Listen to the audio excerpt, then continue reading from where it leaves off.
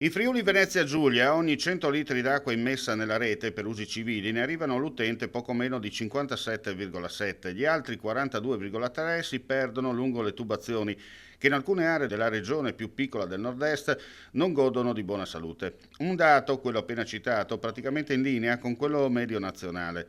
In valore assoluto, ogni giorno in Friuli Venezia Giulia si mettono nella rete idrica oltre 437 milioni di litri d'acqua, mentre la dispersione ammonta a circa 185 milioni.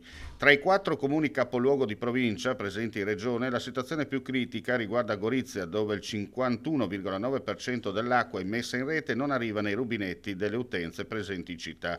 A fronte di 451 litri d'acqua giornalieri per abitante immessi nella rete, 234 si perdono per strada. Tra i 109 comuni italiani monitorati in questo approfondimento, Gorizia si colloca al 28° posto. In Friuli Venezia Giulia si disperde oltre il 42% dell'acqua che viene immessa nella rete. È uno spreco che non possiamo più permetterci.